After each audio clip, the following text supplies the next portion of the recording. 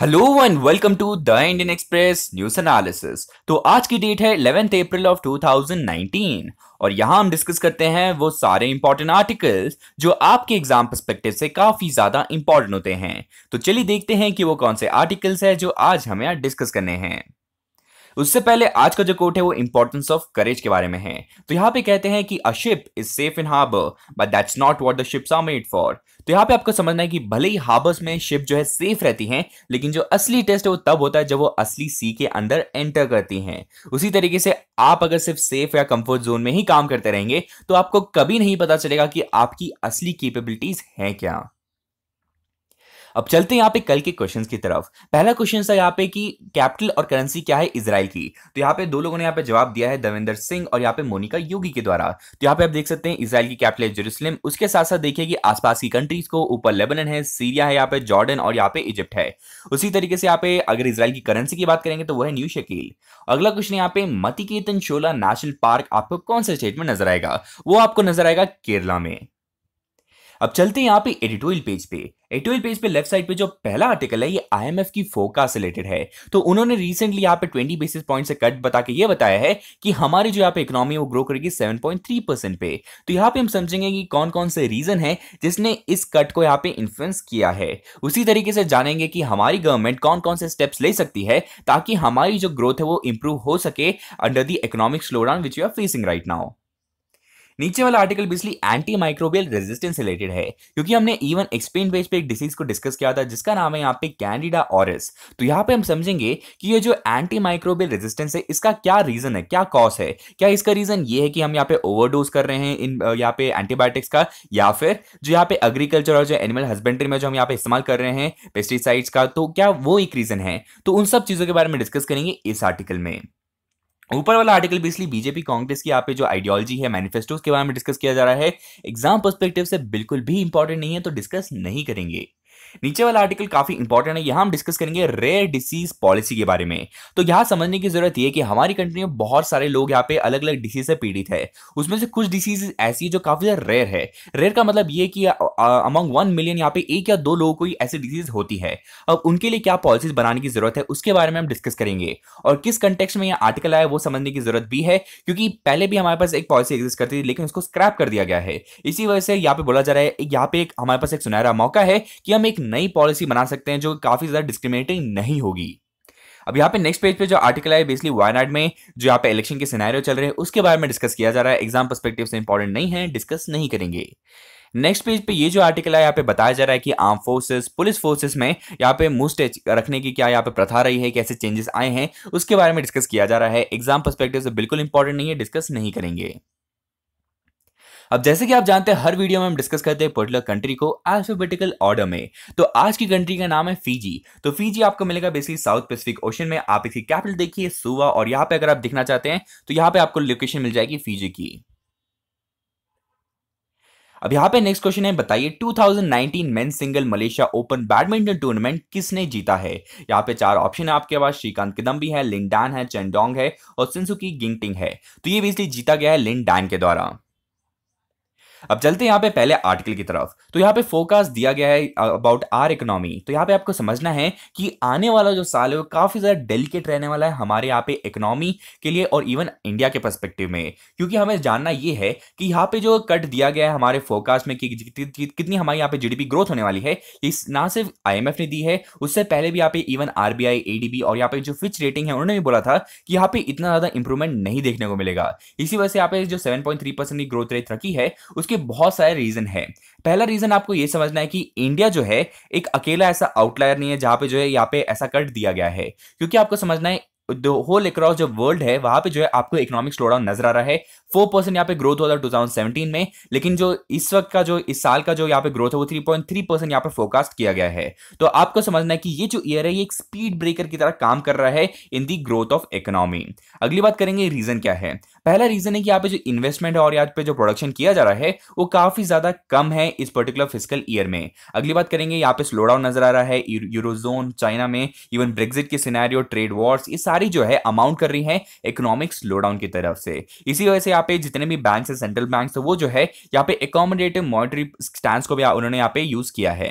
अगर बात करेंगे यूएस के पर्सपेक्टिव में, तो यूएस में भी यहाँ पे सबसे बड़ा फियर ये है कि यहाँ पे इकोनॉमिक स्लोडाउन हो सकता है और उससे क्या होगा कि बहुत से लोगों की जो जॉब है वो यहाँ पे छूट सकती है। उसके बाद अगर बात करेंगे आरबीआई की, तो इवन एल नीनो का इफेक्ट मानसून पे क्या होने वाला है उसको भी कंसिडर करते हुए हमने यहाँ पे जो है पॉलिसी स्टैंस को यहाँ पे चेंज किया हुआ है।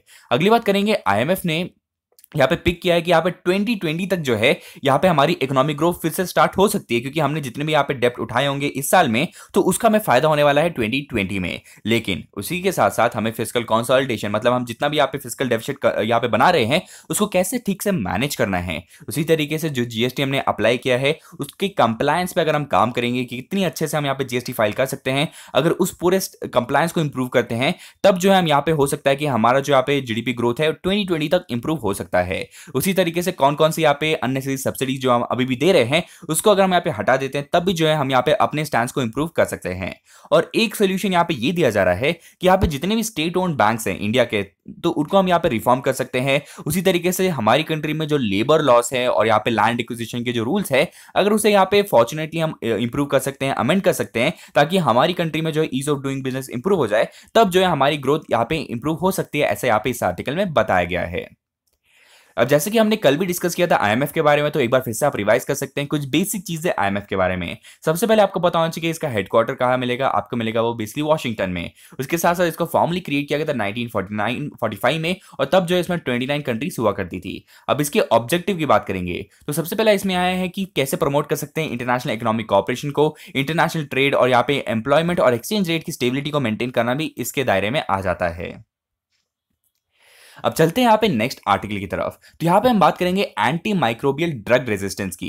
तो सबसे पहले बात करते हैं कि इसका मतलब क्या होता है। तो यहाँ पे अगर आप यहाँ पे पिक्चर की तरफ देखेंगे, यहाँ पे पिक्चर 1 जो है, यहाँ पे आपको नॉर्मल बैक्टीरिया भी मिलेंगे और रेजिस्टेंट बैक्टीरिया भी मिलेंगे। ये जो आपको डार्क ग्रे में नजर आ रहा है वो रेजिस्टेंट बैक्टीरिया है। मतलब अगर मान लीजिए इस पर्टिकुलर बैक्टीरिया से आपको एक डिसीज होती है, लेकिन ये जो यहाँ पे डार्क ग्रे वाले हैं, इनके ऊपर कोई भी आप अगर कोई यहाँ पे अगर कोई भी मान लीजिए कोई दवाई यूज कर रहे हैं तो उससे उनको कोई फर्क नहीं होता, लेकिन जिसको फर्क पड़ता है वो सब एलिमिनेट हो जाएंगे।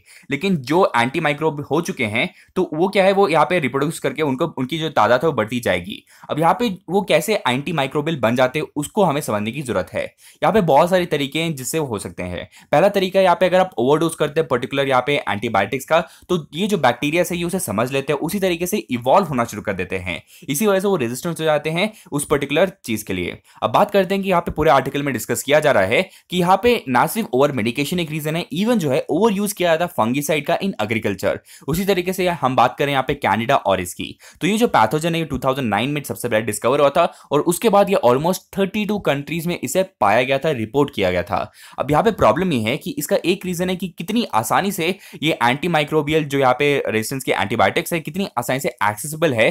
भले ही इन्होंने पब्लिक हेल्थ को धीरे धीरे इंप्रूव किया है, लेकिन ऑन लॉन्ग टर्म ये एक्चुअली एंटी रेजिस्टेंस क्रिएट कर सकते हैं इन सारे बैक्टीरियाज में और इवन फंगस में।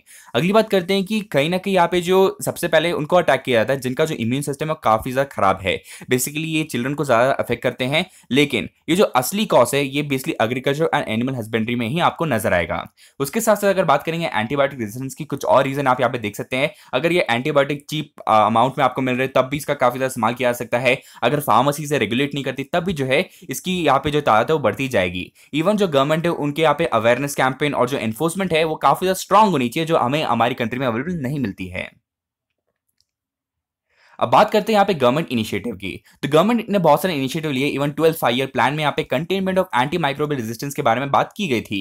इवन डब्ल्यूएचओ ने यहाँ पे जो है एक कैंपेन रिलीज किया था जिसका नाम है medicine with a red line. तो ये जो रेड लाइन है बताता है कि किस लिमिट तक आप जो है इन एंटीबायोटिक्स का इस्तेमाल कर सकते हैं। तो इसका एक एग्जाम्पल आप ऐसे समझ सकते हैं कि मान लीजिए एक छोटा बच्चा है और अगर वो यहाँ पे एक गर्म प्लेट को अगर टच करता है तो उसको पता चल जाता है कि ये गर्म प्लेट है, तो अगली बार जो है वो उसे नहीं टच करेगा। तो इस तरीके से आप इवॉल्व करते हैं कि आपको क्या करना है और क्या नहीं करना है। उसी तरीके से जो बैक्टीरिया से एक बार उन्हें यहाँ पे ऐसे ओवरडोज मिल जाते हैं रेजिस्टेंस एंटीबायोटिक्स के, तो उनको समझ आ जाता है कि इसको कैसे काउंटर करना है फ्यूचर में। उसी तरीके से एक रेजिस्टेंस डेवलप करते हैं ऐसे बैक्टीरियाज और फंगाई। तो इसी वजह से प्रॉब्लम ये होती है कि हमारी रिसर्च डेवलपमेंट उसी तादाद में नहीं बढ़ पा रही है और यहाँ पे हमें नए नए जो यहाँ पे ड्रग्स है वो उसी तरीके से अगर नहीं बनाते हैं तो ये डिसीज फैलती जाएंगी बहुत सारी कंट्रीज में।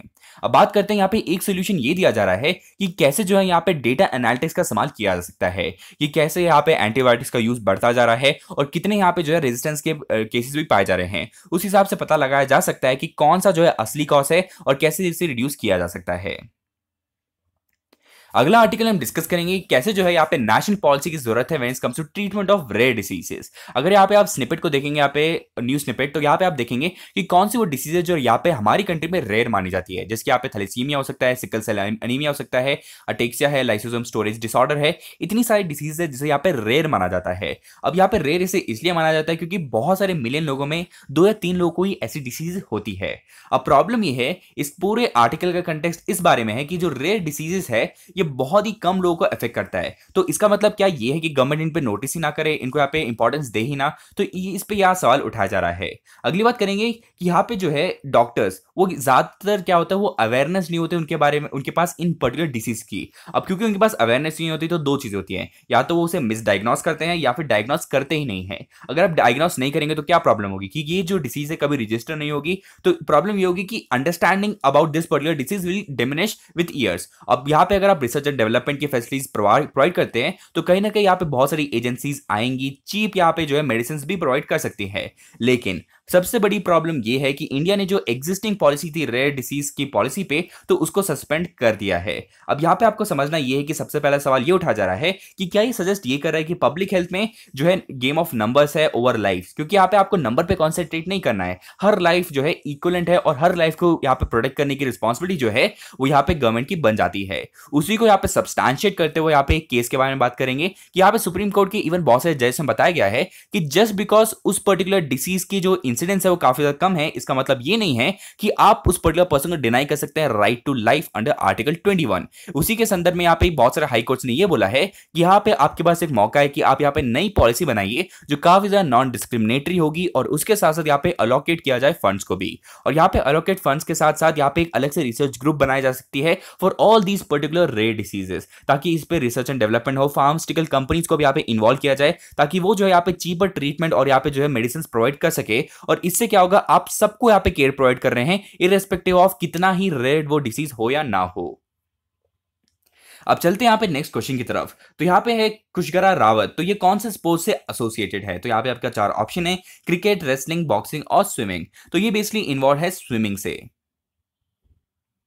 अब यहां पे चलते हैं पेज 1 की तरफ। पेज 1 पे लेफ्ट साइड पे जो आर्टिकल है बेसिकली लोकसभा इलेक्शन से रिलेटेड है। तो यहां पे बताया जा रहा है कि आज जो है यहां पे ऑलमोस्ट 1/6 जो यहां पे लोकसभा के रिजल्ट आने वाले हैं, तो उसको इन्फ्लुएंस करने के लिए जो इलेक्शन होंगे वो आज होने वाले हैं। उसके बाद अगर राइट साइड के आर्टिकल की बात करेंगे तो ये राफेल डील से रिलेटेड है। तो यहाँ पे जो यहाँ पे डॉक्यूमेंट्स प्रोवाइड किए गए थे यहाँ पे द हिंदू और यहाँ एएनआई में, जिसमें यहाँ पे ऑफिशियल सीक्रेट एक्ट को भी यहाँ पे इंस्टिगेट कर दिया गया था, तो उसमें बोला सुप्रीम कोर्ट ने कि ये एडमिट करने वाला है सारे डॉक्यूमेंट्स को। तो उसको यहाँ पे एनालाइज करेगा, पता लगाएगा कि क्या यहाँ पे जो है यहाँ पे फेवरिज्म दिखाया गया है टुवर्ड्स पर्टिकुलर कंपनी। अब यहां चलते हैं नेक्स्ट क्वेश्चन की तरफ। नेक्स्ट क्वेश्चन है, बताइए इंडिया ने रिसेंटली इवैक्यूएट किया है पीस कीपिंग सीआरपीएफ फोर्स को कौन से अफ्रीकन कंट्री से? तो यहाँ पे आपका 4 ऑप्शन है, तुनिशिया है, लीबिया है, केन्या है और इथियोपिया है। तो ये उन्होंने बेसिकली यहाँ पे इवैक्यूएट किया है लीबिया से। लीबिया में आप जैसे कि जानते हैं यहाँ पे जो सिविल वॉर जैसी सिचुएशन शुरू हो गई है वो है त्रिपोली में। अब त्रिपोली में हुआ यही कि यहाँ पे खलीफा हफ्तार जो है, जो फील्ड मार्शल है, तो उन्होंने यहाँ पे अपनी फोर्सेज का इस्तेमाल करते हुए यहाँ पे सिविल वॉर वाली सिचुएशन शुरू कर दी है।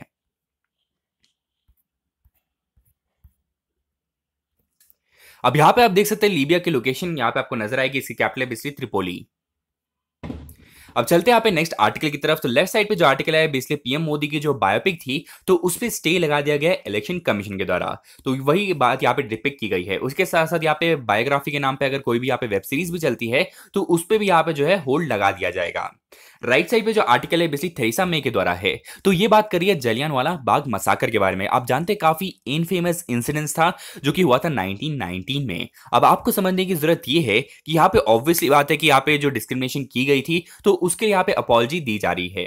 अब बात करते हैं इस पर्टिकुलर इनफेमस केस की। इसका एक और नाम है जिसका नाम है अमृतसर मसाकर। तो ये हुआ था 13 अप्रैल को 1919 में। अब आप जानते हैं कि ये जो पूरा एक दिन था ये काफी इंपॉर्टेंट था। This was the beginning of the new year for the six. तो इसी वजह से जो बैसाखी का फेस्टिवल इसे सेलिब्रेट करने के लिए बहुत सारे लोग जमा हुए थे इस पर्टिकुलर दिन में। लेकिन यहाँ पे जो कर्नल डायर थे तो उन्होंने यहाँ पे प्रोसेशन के टाइम पे पूरे जगह को घेर दिया और वहां पे शूटिंग करना शुरू कर दिया। तो वही पूरा इंसिडेंट था जालियांवाला बाग मसाकर का। और क्योंकि ये जो पर्टिकुलर प्लेस है काफी हिस्टोरिक है, इसी वजह से यहाँ पे एक मेमोरियल भी बनाया गया था राजेंद्र प्रसाद के द्वारा, जिसे इनॉग्रेट हुआ था यहाँ पे 1961 में। अब चलते हैं यहाँ पे नेक्स्ट क्वेश्चन की तरफ। नेक्स्ट क्वेश्चन में पूछा जा रहा है कि ग्लोबल कूलिंग कोलिशन ये जो है काफी ज्यादा न्यूज में था, ये कौन सी कंट्री में लॉन्च किया गया है? तो इसे बेसिकली लॉन्च किया गया है डेनमार्क में। तो इवन हमने पहले भी डिस्कस किया था कि यहाँ पे एक मीटिंग हो रही है about the sustainable development goals को कैसे अचीव करना है in congruence with the Paris climate agreement. तो वो बेसिकली मीटिंग हुई थी डेनमार्क में और वहीं पे जो है ग्लोबल कूलिंग कोलिशन के बारे में बात की जा रही है। अब यहाँ पे बात करते हैं कि यहाँ पे श्रीनगर जम्मू कश्मीर का जो नेशनल हाईवे है, जो बेसिकली सिर्फ 2 ही दिन यहाँ पे जो है सिक्योरिटी फोर्सेस के द्वारा यूज किया जा सकता है। तो उसके बारे में बहुत सारी प्रॉब्लम्स फेस कर रहे हैं और इसी तरीके से जो यहाँ पे एक अलग तरीके से आपको ट्रैवल परमिशन दिया जाएगा अगर आप पे एक्स्ट्राऑर्डिनरी केस में आ रहे हैं, जैसे कि अगर किसी स्टूडेंट को जाना है, अगर मान लीजिए कोई वीवीआईपी ट्रैवल कर रहा है, तब जो यहाँ पे एक अलग से यहाँ पे आपको परमिशन दिया जा सकता है। तो उसके बारे में यहाँ पे डिस्कस किया जा रहा है, लेकिन बहुत सारी जो पॉलिटिकल पार्टीज है वो अभी भी ऑब्जेक्ट कर रही है। क्यों कर रही है? क्योंकि कहीं ना कहीं उन्हें लगता है कि इलेक्शन टाइम में यहाँ पे जो ट्रैवल टाइम है और इवन जो हमारे संविधान वहां पे लिखा गया है you have freedom to travel from one place to another, तो उसको भी यहाँ पे जो है कर्टेल किया जा रहा है। अगली बात करते हैं यहाँ पे क्वेश्चन है, बताइए president can proclaim national emergency under article 352 in the entire country और any part of it on the grounds of external aggression, armed rebellion, internal disturbance या बोथ ए एंड बी। तो यहाँ पे जो है प्रेसिडेंट यहाँ पे आर्टिकल 352 के अंतर्गत एक्सटर्नल अग्रेशन और आर्म रेबिलियन दोनों के अंतर्गत जो है यहाँ पे इमरजेंसी यहाँ पे घोषित कर सकते हैं। तो आपको समझने की जरूरत यह है कि 1978 में इंटरनल डिस्टर्बेंस को हटा दिया था और उसकी जगह आर्म रेबिलियन का टर्म यहाँ पे उसे रिप्लेस कर रहा है। अब इस आर्टिकल के बारे में थोड़ा और समझते हैं। उससे पहले अगर हमारी कंट्री में इमरजेंसी लगानी है तो 3 तरीके आपके पास अवेलेबल होती हैं।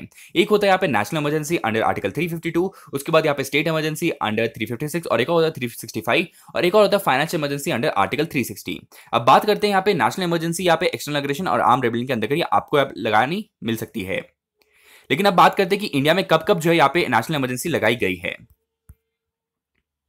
अब यहाँ पे सबसे पहले आप देख सकते हैं कि इंडिया चाइना वॉर में एक बार लगाई थी, फिर इंडिया पाकिस्तान वॉर जब 1971 में बांग्लादेश लिबरेशन वॉर तब लगाई थी, और यहाँ पे इंदिरा गांधी के पीरियड में भी यहाँ पे जो है अंडर इंटरनल डिस्टर्बेंस यहाँ पे लगाई गई थी फॉर द पॉलिटिकल इंस्टेबिलिटी। यहाँ पे आप देख सकते हैं। अगली बात करेंगे यहाँ पे एक्सप्लेन पेज की तरफ। एक्सप्लेन पेज पे यहाँ पे बताया गया कि कैसे जो फेज वाइज मैनर में यहाँ पे इलेक्शन को कंडक्ट करने की बात कर रहे हैं और हर एरिया में जो है कुछ चैलेंजेस फेस करने को मिलेंगी। जैसे अगर बात करेंगे आंध्र प्रदेश के रीजन या तेलंगाना के रीजन में, तो यहाँ पे नक्सलिज्म काफी ज्यादा बढ़ गया है। उसके साथ जम्मू कश्मीर रीजन में यहाँ पे जो सीज फायर की वॉल्यूशन होती है उसके बारे में जो है काफी ज्यादा इशू रहता है। तो उसी तरीके से फेज वाइज मैनर में अलग अलग स्टेट में क्या क्या प्रॉब्लम हो सकती है उसके बारे में यहाँ डिस्कस किया जा रहा है। अगला यहाँ पे जो आर्टिकल है बेसिकली बताया जा रहा है कि कैसे जो हमारी कंट्री में इलेक्शन को कंडक्ट करवाया जाता है।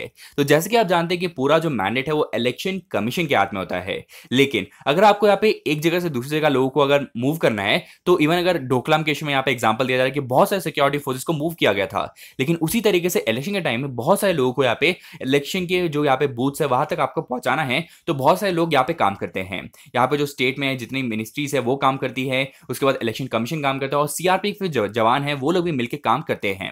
उसके साथ अगर बात करेंगे जो कैलेंडर है कि कौन से स्टेट में कब यहाँ पे इलेक्शन होना है, तो इसे डिस्कस करने के लिए इलेक्शन कमीशन यहाँ पे ड्रॉ करता है सारी जो हॉलीडेज है उस पर्टिकुलर स्टेट की, रीजनल जो सेलिब्रेट किया जाता है, उसी तरीके से उसका डेमोग्राफिक कैसा है। जैसे अगर मान लीजिए एक नॉर्थ ईस्ट रीजन में क्रिश्चियन ज्यादा है तो आप जो है संडे को जो है यहाँ पे इलेक्शन नहीं करवाएंगे, तो उसी तरीके से एनालाइज करके यहाँ पे डेट को फिक्स किया जाता है। अब बात करते हैं यहाँ पे लॉजिस्टिक जो प्रॉब्लम उन्हें फेस करनी पड़ती है। अगर मान लीजिए आज यहाँ पे नागालैंड के एरिया में इलेक्शन हो रहे हैं और यहाँ पे अगला इलेक्शन तमिलनाडु में हो रहा है, तो आप यहाँ पे वहां के ट्रूप्स को इतने आसानी से तमिलनाडु नहीं पहुंचा सकते हैं। तो यहाँ पे आपको कोशिश करनी है कि आसपास आपके पास जितने रिसोर्सेज अवेलेबल है उसको कैसे ऑप्टिमल तरीके से आप उसे यूज कर सकते हैं। अगली बात करेंगे यहाँ पे जितने सीआरपीएफ के फोर्सेस हैं तो उनको यहाँ पे ट्रैवल करना पड़ता है, तो यहाँ पे ट्रेन में उनको सारी सुविधाएं प्रोवाइड की जाती हैं, खाना सब कुछ प्रोवाइड किया जाता है ताकि जो यहाँ पे इलेक्शन में कोई भी बड़ी प्रॉब्लम यहाँ पे फेस ना करनी पड़े। अगला क्वेश्चन है, बताइए the use of microorganism metabolism to remove pollutants of such as oil spill in the water bodies is known as bioremediation. तो ये एक प्रोसेस है जिसमें जो है यहाँ पे माइक्रो ऑर्गेनिज्म का इस्तेमाल करते हैं। अगर यहाँ पे कहीं भी ऑयल स्पिल होता है तो उसे कैसे रिड्यूस कर सकते हैं। अब यहाँ पे चलते हैं वर्ल्ड न्यूज की तरफ। तो वर्ल्ड न्यूज में जो है यहाँ पे पहला इमेज जो है ब्लैक होल का यहाँ पे रिलीज किया गया है। तो ये जो इमेज है ये बेसिकली गैलेक्सी मेसियर 87 में आपको नजर आएगा। तो उसके बारे में यहाँ पे और डिटेल्स दी गई हैं कि पहली बार जो है यहाँ पे ब्लैक होल की इमेज को यहाँ पे रिलीज किया गया है। अगला क्वेश्चन है, बताइए जो द वर्ड इकोलॉजी ये जो है कॉइन किया गया था 1866 में किसके द्वारा। तो यहाँ पे आपका चार ऑप्शन है, चार्ल्स डार्विन है, रॉबर्ट विटेकर है और आर्थर टांसली और अर्नेस्ट हेकल। तो ये बेसिकली कॉइन किया गया था अर्नेस्ट हेकल के द्वारा।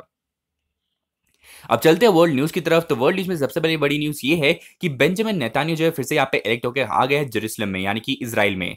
उसके बाद यहाँ पे राइट साइड में जो आर्टिकल है फिर से जो है लीबिया के बारे में आया हुआ है। तो यहाँ पे मैंने आपको पहले भी डिस्कस किया कि यहाँ पे जो खलीफा हफ्तार है, तो उनकी यहाँ पे जो पूरा फोर्सेस है ये जो है त्रिपोली को कंप्लीटली कैप्चर करने की कोशिश कर रहे हैं। अगला अगर यहाँ पे क्वेश्चन की तरफ चलेंगे तो यहाँ पे आर्टिकल 20 ऑफ कॉन्स्टिट्यूशन के बारे में बात कर रहे हैं। तो यहाँ पे पूछा जा रहा है कि बताइए इसमें से कौन से यहाँ पे जो टर्म्स है ये आर्टिकल 20 के अंतर्गत नहीं आते हैं। पहला यहाँ पे जो ऑप्शन है वो है एक्स पोस्ट फैक्टो लॉ, अगला है डबल जियोपार्डी, तीसरा है प्रोहिबिशन अगेंस्ट सेल्फ इंक्रिमिनेशन, और जो यहाँ पे चौथा है वो है right to be produce before magistrate within 24 hours. तो इसमें से जो है चौथा वाला जो है आर्टिकल 22 के अंदर आता है, 20 के अंदर नहीं आता है। अब बात करते हैं आर्टिकल 20 की। तो आर्टिकल 20 में प्रोटेक्शन प्रोवाइड की गई है आर्बिट्री एंड एक्सेसिव पनिशमेंट के खिलाफ। तो यहाँ पे सिटीजन और नॉन सिटीजन दोनों के हाथ में पावर्स होती हैं। पहला यहाँ पे जो कंडीशन वो है नॉन एक्सपोज फैक्टो लॉ, मतलब अगर मान लीजिए कोई जो क्राइम है उसको यहाँ पे क्राइम माना गया है इस साल में, यानी कि 2019 में बोला गया है कि अगर आप यहाँ पे रेप करते हैं तो इसके जो यहाँ पे पनिशमेंट है वो इतनी बढ़ा दी गई है। तो इसमें जो प्रॉब्लम है, अगर आप किसी ने पिछले साल अगर किया है तो उस पर एक्सपोज फैक्टर जो है पास में जाके उस पर अप्लाई नहीं किया जाएगा। ये जो एक्सपोज फैक्टर का लॉ है ये सिर्फ सिविल एडमिनिस्ट्रेशन में आता है, मतलब अगर मान लीजिए कोई फाइनेंशियल फ्रॉड किया है तब जो है आप यहाँ पे पास में जाके उसे अप्लाई कर सकते हैं। किसी भी क्रिमिनल यहाँ पे अगर पनिशमेंट बढ़ा दी जाती है, घटा दी जाती है, तो उसको पास में जाके चेंज नहीं करते हैं। अगली बात करते हैं नो डबल जियोपार्डी, मतलब एक ही पनिशमेंट के लिए, एक ही मतलब गलती के लिए आपको दो बार पनिश नहीं किया जा सकता है। तो उसी तरीके से बताया जा रहा है कि अगर मान लीजिए जो कोर्ट्स है वो आपको एक ही, अगर मान लिया आपने एक गुनाह किया, आपने कहीं पे चोरी की है, तो आपको दो बार सजा नहीं दी जा सकती है फॉर द सेम क्राइम। अगली बात करेंगे नो सेल्फ इंक्रिमिनेशन, मतलब you can not be the witness for your own conduct, मतलब यहाँ पे जो है आप अपनी गवाही नहीं दे सकते कि आपने ये सही किया है गलत किया है, क्योंकि यहाँ पे होता ये है कि पुलिस जो है आपको यहाँ पे डंडा मार के सब कुछ यहाँ पे बुलवा लेती है, इवन आपसे झूठ भी बुलवा सकती है। इसी वजह से जो है यहाँ पे सेल्फ इंक्रिमिनेशन नहीं होता है। लेकिन इस पर सबसे बड़ी कॉन्ट्रोवर्सी ये होती है कि अगर मान लीजिए यहाँ पे जो न्यूरो एनालिसिस होता है, यहाँ पे जो लाइट टेस्ट होता है, क्या ये इसे वॉयलेट करता है नहीं करता, ये काफी ज्यादा सवाल में रहता है हमेशा। अगली बात करते हैं वर्ल्ड न्यूज में। यहाँ पे लेफ्ट साइड पे जो आर्टिकल है ये बेसिकली न्यूजीलैंड से रिलेटेड है। आप जानते हैं न्यूजीलैंड में मास शूटिंग हुई थी यहाँ पे पिछले महीने, तो वहाँ पे जो क्राइस्ट चर्च पे अटैक हुआ था उसको यहाँ पे रेगुलेट करने के लिए यहाँ पे बोल रहे हैं कि यहाँ पे जो गन लॉस है उसे थोड़ा सा और यहाँ पे जो है स्ट्रॉन्ग करने की जरूरत है। यहाँ पे उसी के संदर्भ में यहाँ पे बताया गया, इवन जो यहाँ पे न्यूजीलैंड की यहाँ पे जो प्राइम मिनिस्टर ने यहाँ पे अपील किया था कि कैसे जो है आप खुद ही जो है विड्रॉ कर सकते हैं आपके पास जो लाइसेंसेस हैं। उसके बाद जो राइट साइड में आर्टिकल है बेसिकली ब्रेक्जिट के बारे में ही आया हुआ है। अगला क्वेश्चन है बताइए the Andaman Nicobar islands are submerged part of mountain range is called. यहाँ पे आपके चार ऑप्शन है और ये बेसिकली जो माउंटेन रेंज है इनका नाम है अराकान अयोमा।